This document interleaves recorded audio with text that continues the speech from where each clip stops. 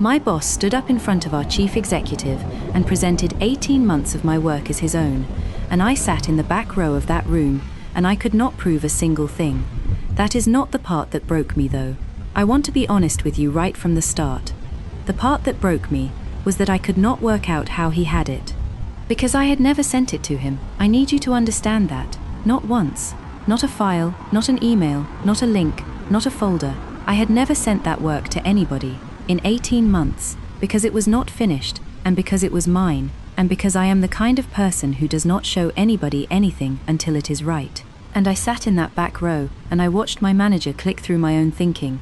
In order, in the right order, my order, and I felt the floor go out from under me, because there is no version of the world where that man had my work, and there he was, having it. My name is Nadia. I am 28 years old. I am an analyst at a freight company, which is the least glamorous sentence anybody has ever said out loud, and I want to tell you about the 11 days after that meeting. And I need you to stay with me the whole way through, because I have to tell you something first. I got it wrong. Every theory I had in those 11 days was wrong. I accused the wrong person. I damaged something I cannot get back.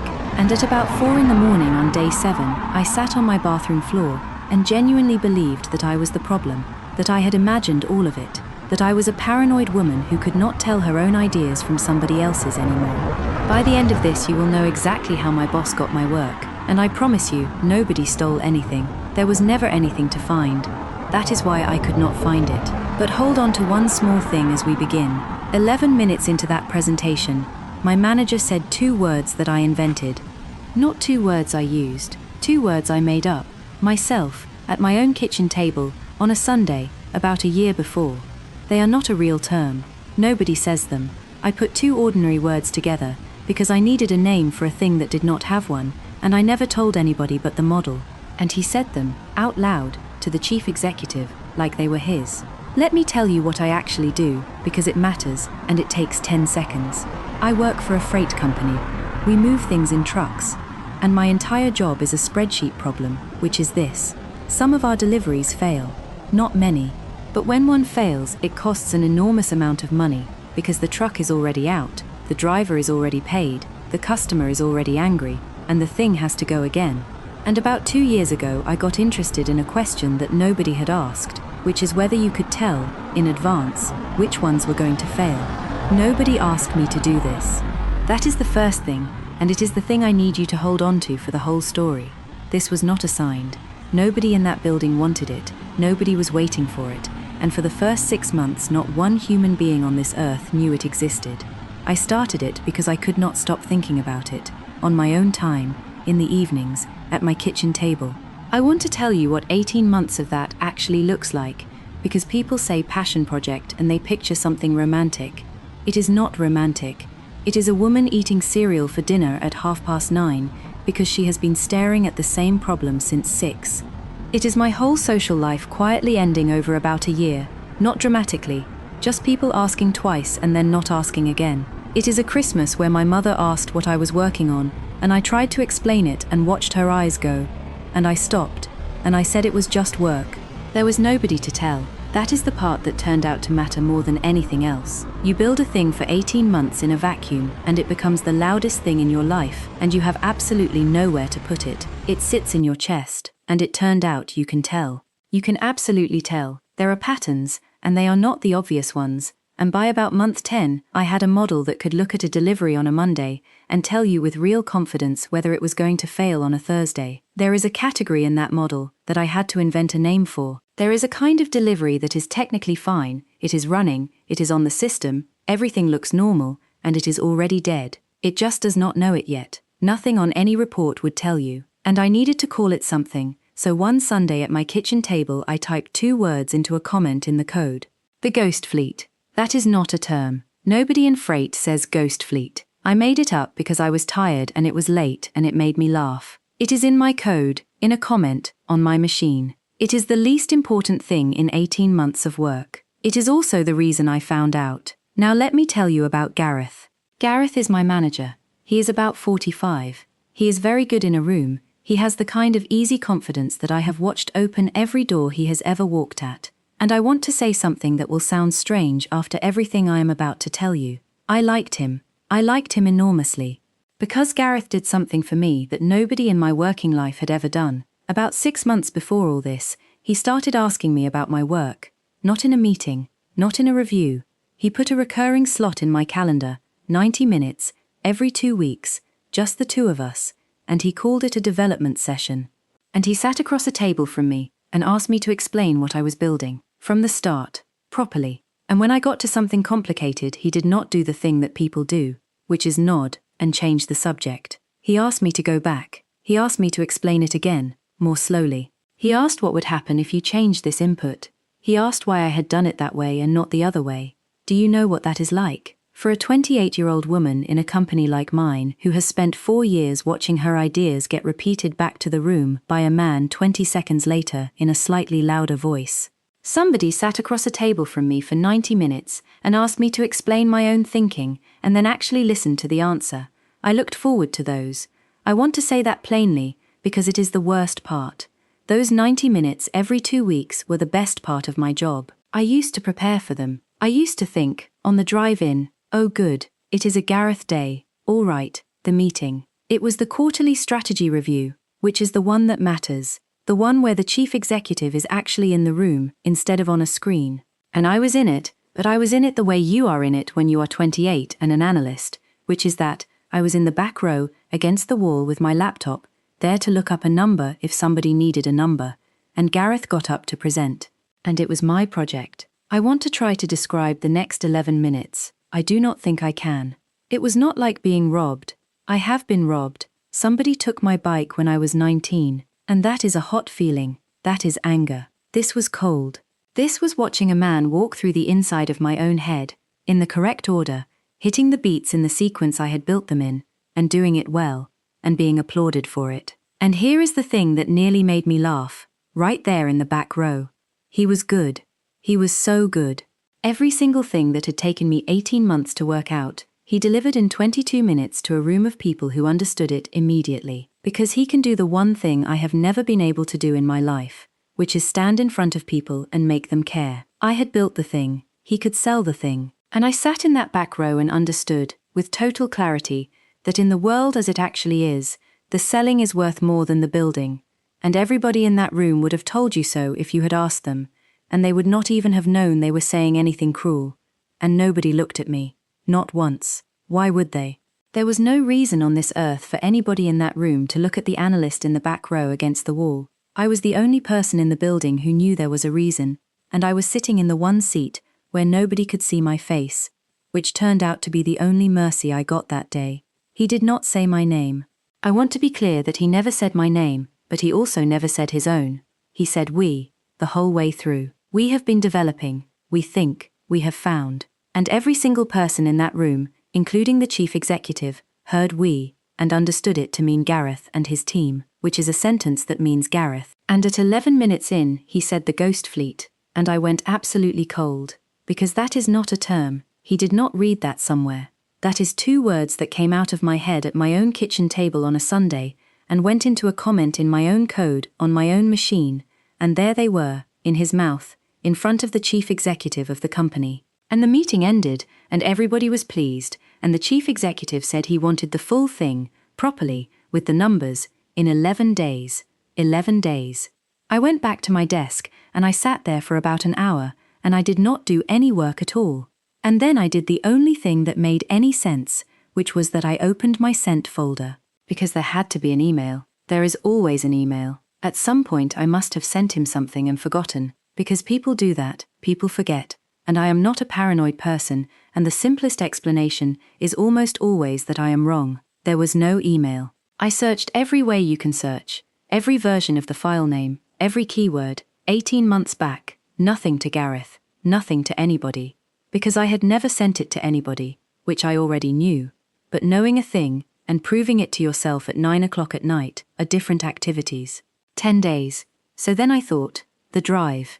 It must be the drive. I keep my working files in a folder on the company system, and it is not shared, but I am not an idiot, and I know that not shared and not accessible are 2 different sentences when somebody has an administrator behind them. And this one I could actually check, because our system keeps access logs, and I have permission to see the logs on my own folder. I went back 18 months. Nobody had opened it. Nobody. Not Gareth. Not anybody. Not once. In 18 months. The only person who had ever opened those files was me. And I sat at my desk and I felt something go wrong in my stomach, because that was my best theory, and it was gone in about 4 minutes and I had nothing behind it. 9 days. Then I thought about my own annual review. This one felt clever for about an hour. Because we all write a self-assessment every year, this long form where you describe what you have been doing, and it goes to your manager, and it goes to HR, and it sits in a system. And I had written about it. Not much, a paragraph, but I had written about it, and Gareth had read it, because that is his job. So I went and I found it, and I read the paragraph I had written 11 months earlier. It was 4 sentences. 4.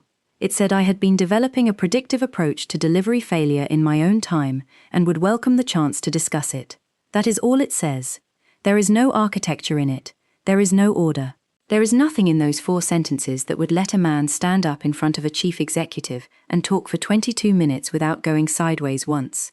4 sentences is not a theft. 4 sentences is a woman politely raising her hand. But I sat there looking at it, and something went through me anyway, because I finally understood what those 4 sentences actually were.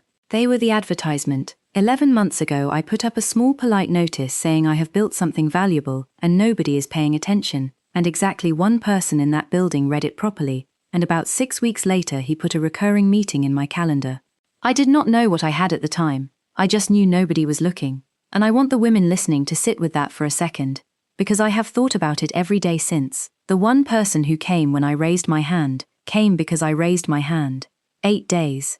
And this is where I did the thing I have to tell you about, and I would rather not. I decided it was Marcus. Marcus sits opposite me. Marcus has sat opposite me for 4 years. He is the only person in that building I actually talk to, the person I get coffee with, the person who covered for me when my grandmother died. And Marcus is the 1 person on this earth who I had ever talked to about any of it. Because you cannot build a thing for 18 months and say nothing to anybody, you go mad. I had talked to Marcus about it the way you talk about something you love, in fragments, at lunch, badly.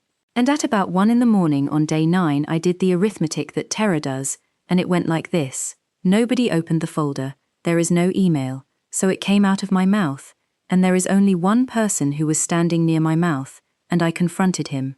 I did it at his desk, at about 8:10 in the morning, before the floor filled up. I did it quietly, because I do everything quietly, but I did it, and I watched my friend's face do something I am going to see for a long time. He was not angry. That is what I cannot get past. I had braced for angry.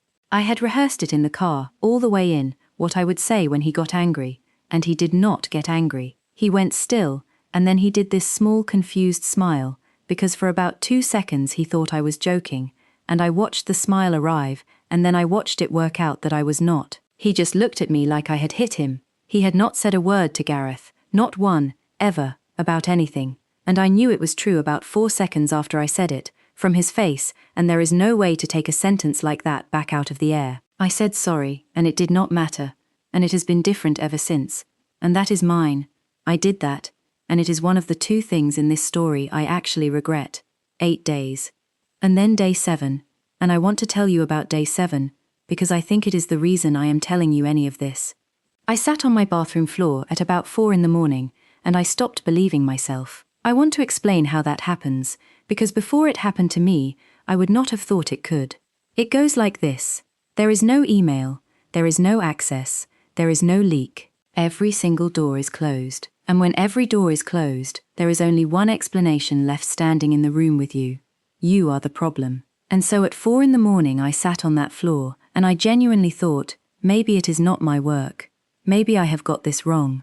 Maybe I have been sitting in a room with a very senior person for 6 months, telling him about a thing, and he has been building his own version alongside, properly, as his job, and I have got so attached to it and so lonely with it that I have started to think it is mine, when actually we built it, like he said, and I am about to burn my entire career down over a thing I imagined.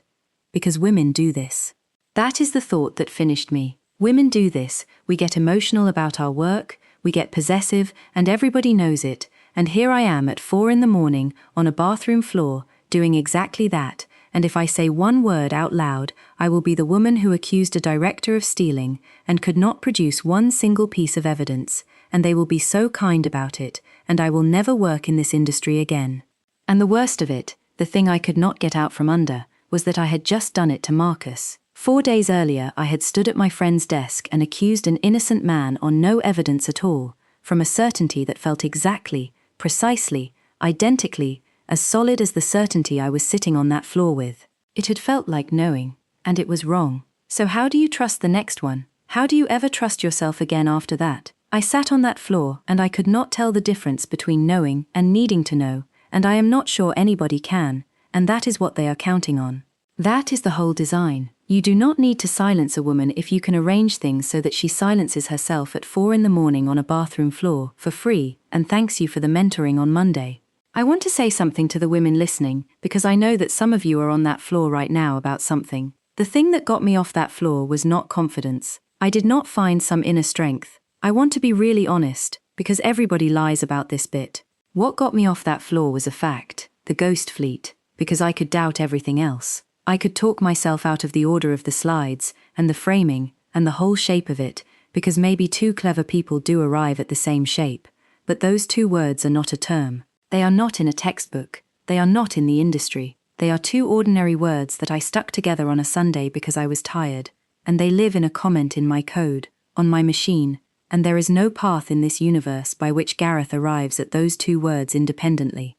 My feelings had a great deal to say that night, and the fact had nothing to say at all, and the fact was right. So I got up off the floor, and I stopped trying to prove that he took it, and I asked a completely different question. I asked what exactly he had. 6 days. Our company records everything. Every meeting in that room is recorded, and it goes into a folder, and anybody can watch it, and nobody ever does. So I watched that presentation again, and then I watched it about 14 times over 2 nights with a notebook, and I stopped listening to what he was saying, and I started writing down how he was saying it. And here is what I found, and it took me 2 nights to see it. He was not reading, he was reciting. There is a difference, and you can hear it if you listen 14 times. A person explaining something they built goes off the path. They cannot help it.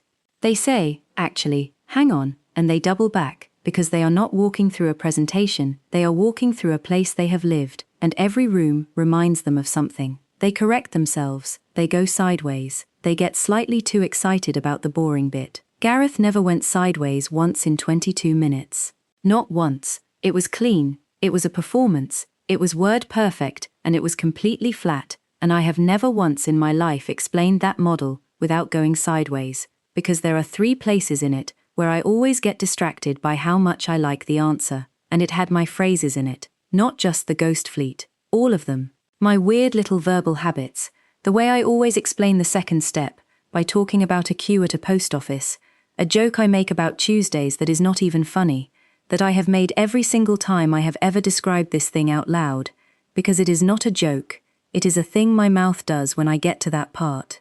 He did that joke, he did my joke, about Tuesdays, to the chief executive, and got a small polite laugh, and I sat in my flat at 1 in the morning and watched a man do my worst joke, and I felt something turn over in me that I do not have a word for.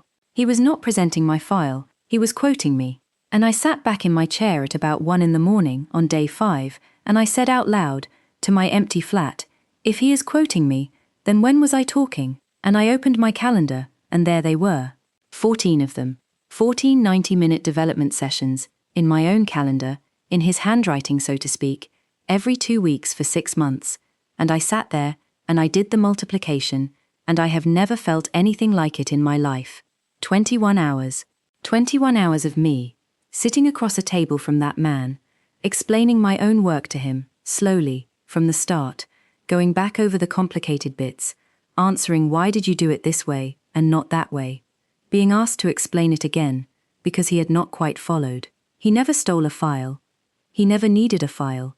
There was nothing to find, because nothing was ever taken. I gave it to him, across a table, for 21 hours, and I was so grateful that somebody was finally listening to me, that I explained it better than I have ever explained anything in my life, over and over, for 6 months, until a man who cannot write a line of code could stand up in front of a chief executive and recite 18 months of my thinking word, perfect, and never go sideways once. The mentorship was the theft. It was not a cover for the theft. It was not the way in. It was the whole thing.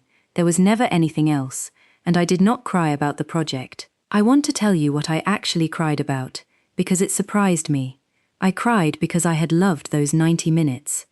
That is what he took, not the model. He could have had the model. Honestly, at that point I would have handed it over. What he took was that for 6 months I had believed somebody saw me. I had a mentor. I had one person in that building who thought I was worth 90 minutes. It was the best 6 months of my career, and it was the happiest I have ever been at a desk, and every single second of it was an interview, and I was the only person in the room who did not know. 4 days. Now here is where it gets interesting. And here is why I am not just a sad woman on a bathroom floor.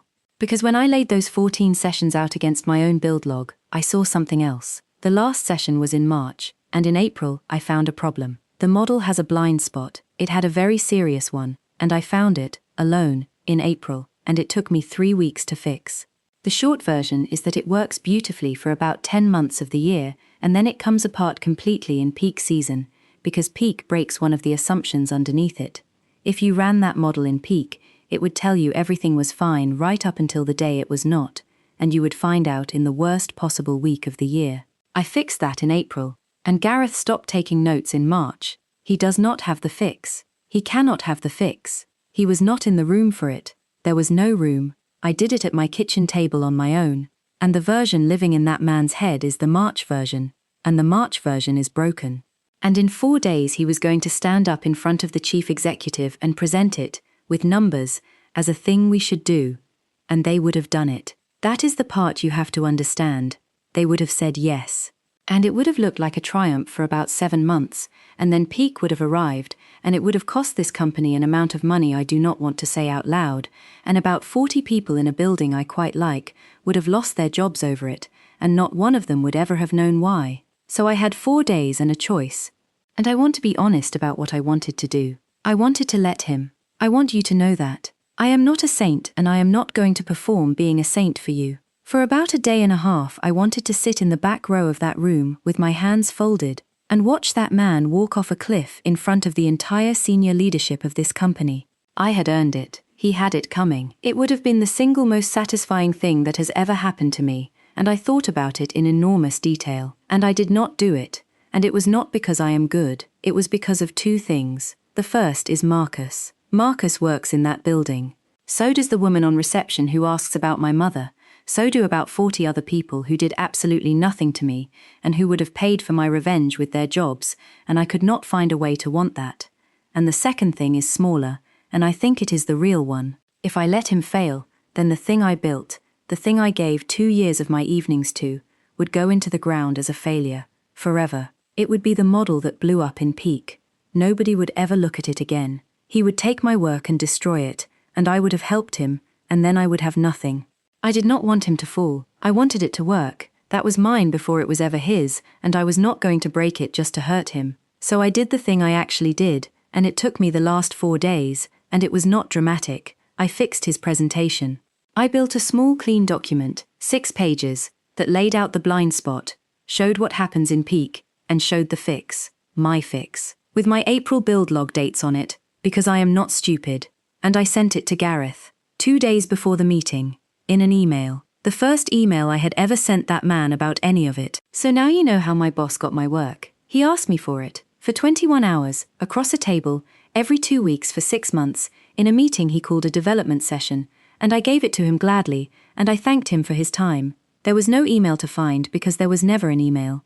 There was no access log because he never opened a file. There was nothing to find because nothing was taken. It was not a theft. It was an extraction, and I was the one doing the work, and I have never in my life been so thoroughly beaten by somebody being nice to me. And now you know about the ghost fleet. 2 ordinary words I put together at my kitchen table on a Sunday because I was tired and it made me laugh, and they turned out to be the only thing in 18 months of work that could not be explained away. Not my architecture, not my order, not 18 months of my evenings. 2 silly words. That is what saved me, and I want you to think about that, because it means the thing that proves you were there is almost never the big impressive thing. It is the small, stupid personal thing you did not even know you were doing. Here is what happened in the meeting. Gareth presented my fix. Of course he did. He stood up in front of the chief executive and he presented the blind spot and the solution, and he presented it well, because he is very good in a room. And then the chief executive asked a question about it, and Gareth could not answer it. He could not answer it because you cannot recite a thing you got 2 days ago in an email. 21 hours he had for the rest of it. He had 48 hours for this, and it showed. And he did the thing that people do when the ground goes, which is, he looked around the room for somebody to hand it to, and there was only one person in that room who could answer it. I want to tell you exactly what that was like, because it was not what I expected. It was not triumphant. My voice was not steady. I answered the question from the back row, sitting down, and then the chief executive asked me another one, and I answered that one too, and then he asked me to come up to the front. And I talked to that room for about 11 minutes. And they asked me things, and I knew all of it, every single question, because it is mine, and it has been mine since it was nothing, and there is no substitute on this earth for being the person who actually built the thing. Nobody accused anybody of anything. I want to be clear about that. I never said one word about Gareth, not that day, not since, but there were about 14 people in that room, and every single one of them watched a man present a project, and then hand every real question in it to a 28-year-old woman in the back row, and you do not have to say anything after that. You do not have to say anything at all. That is the whole win. There was no confrontation. Nobody got fired that day. I did not get his job. What I got was 11 minutes. And here is the thing I did not expect, and it is the last thing I am going to say about it. Standing up there answering those questions, I finally understood what those 14 sessions had actually taken from me, and it was not the model. It was that for 6 months I believed I needed him. I thought I had a mentor. I thought somebody had finally seen my potential, and that his attention was the thing that was going to make me real. And then I stood in front of that room and answered every question by myself, with no mentor, with nobody in my corner, with the man who was supposed to be developing me sitting in a chair watching, and I understood that I had always been able to do that. I did not learn it in those 21 hours. I brought it in with me. Every single thing he was ever going to teach me, I was actually teaching him, 90 minutes at a time, and I called it mentorship because I could not imagine that somebody would spend 6 months on me for any other reason. I was good before he ever put that slot in my calendar. He did not develop me. He recognized me, and that is not the same thing, and I mistook one for the other for 6 months, because nobody had ever done either. Gareth left the company about 8 months later. There was no scandal. Nobody was marched out. He got a job somewhere else, the way they always do, and I would put money on it, that he is very good in a room there too. I presented to the board in the spring, alone.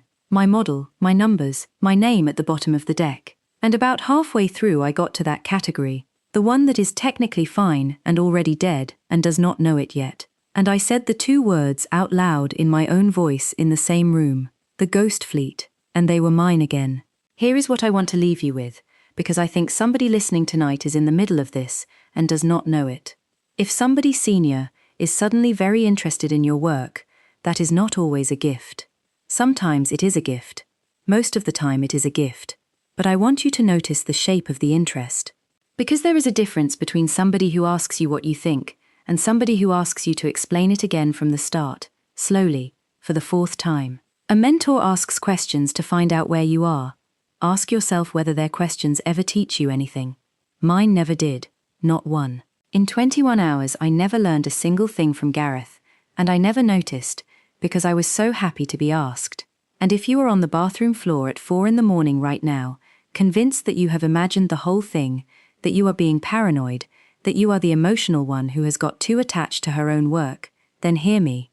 They will tell you that you cannot prove it. They are right, you probably cannot. And that is not an accident, that is the design, and the fact that you cannot prove it is not evidence that it did not happen. Do not go looking for the file, go looking for your fingerprints.